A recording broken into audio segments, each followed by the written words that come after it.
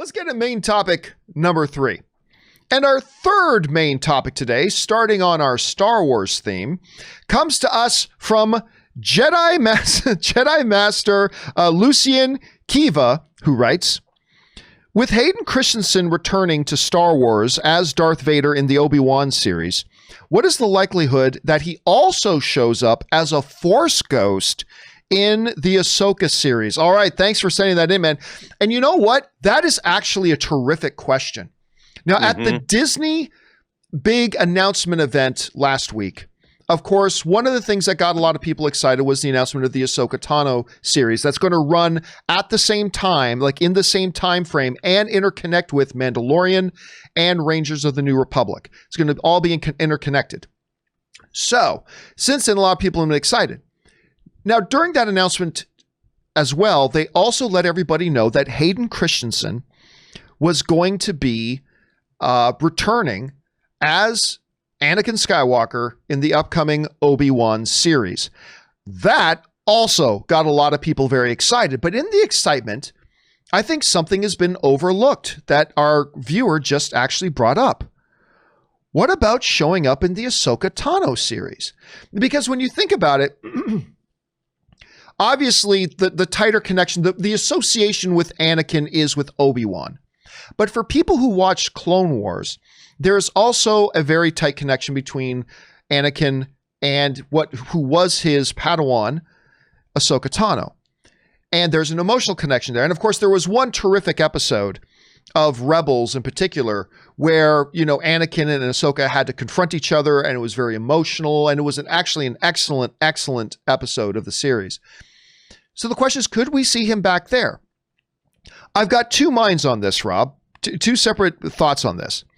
Thought number one is that I don't know that they will, because if they are really going to have kind of one overarching kind of storyline between Rangers, Mandalorian, and Ahsoka, I don't know that having Anakin pop in there really kind of contributes to that whatsoever. Not to mention they seem to be really focusing their attention with Anakin in the Obi-Wan series. So there's that. But on the other hand, like I just said, there does seem to be there's a very natural connection there between these two characters. It could set up some wonderful on-screen drama, some wonderful on-screen emotion. It could give the opportunity to give some more emotional depth to the characters. So there's an opportunity as well. Rob, it sounds like I'm trying to push this, like push it off and scapegoat it. But honestly, right now, I'll give it a 50-50 chance. Personally, I think there's a solid 50-50 chance that we see Anakin show up in the Ahsoka Tano show for those reasons. Rob, somebody says to you, do you think they're going to put Anakin and Haden Christensen in the Ahsoka show? What do you think? Why not? I mean, the thing about these shows is what's so great is they're basically, if they're going to still shoot these in Manhattan Beach here in town, I mean, everybody's going to be hanging out together.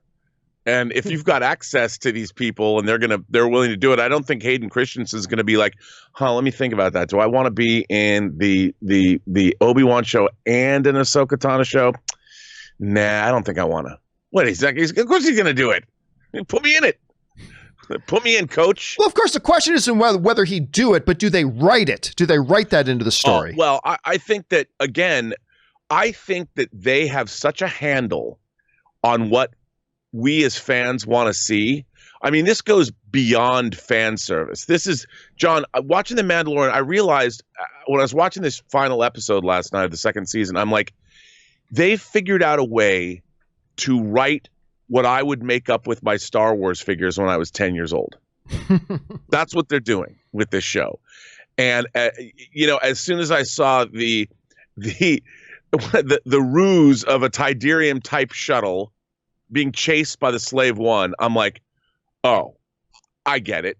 They just sit down and go, what did I do when I was 10? And they just write it down, and they probably have a big list, and they figure out, ooh, what episode can we stick the Slave One chasing a Tidarium shuttle? And, oh, wait a minute. Don't give anything away. Oh, right. You're right. I'm like, when I was watching this last night, I was literally like jumping up and down as if I was 10 years old.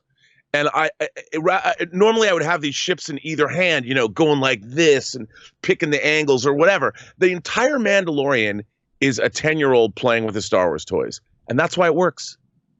That's why it works. How does that You want to connect? kill a crate dragon? Yeah, let's go kill a crate dragon. You want to be friends with the sand people? Yeah, the Mandalorian can talk to them. I mean, it's just like, you want to fight on a sandcrawler like in season 1? Sure, let's do that. So how do you see that connecting into like the possibility of Anakin popping up in an Ahsoka show? Hello, they have a previous relationship. How cool would that be? I mean, it's just like the Mandalorian, there's all these people going, well, there's not a lot of depth in this show. I'm like, no, this show is made for people that say, wouldn't it be cool if? And they go in the Mandalorian, yeah, it would be. Let's do that. So having Anakin show up with Ahsoka again, live action, people would lose their shit. That would make a lot of people happy. And Favreau, listen, fan service, we've talked a lot about this before. Fan service is nothing but a tool. Fan service is just a tool. It can be bad and it can be good, just like any other tool. John Favreau, look, there's no denying John Favreau has leaned a lot onto fan service in the Mandalorian series. There's no doubt. But I'd say a solid 8 times out of 10 that he does, he uses it in a really good way. And that's just like any tool. As long as you use it in a good way most of the time, you're ahead of the game. And the bringing in of Anakin into an Ahsoka series, having those two actually have a scene together, even if it is just for one episode, that would be, there's no denying, it would be massive fan service. But it could be very, very effective. Just like Mjolnir flying past Thor and Thanos and into Captain America's hands. That was fan service, but it was effective fan service and it made everybody cheer. And that's something that could happen here. So anyway, guys, question is, what do you think about the possibilities of an Anakin Skywalker, aka Haden Christensen, showing up in an Ahsoka series? I'm giving it a solid 50-50 chance. What do you guys think? What are the arguments for it? What are the arguments against it? Jump down into the comment section below and let us know your thoughts. Okay, guys.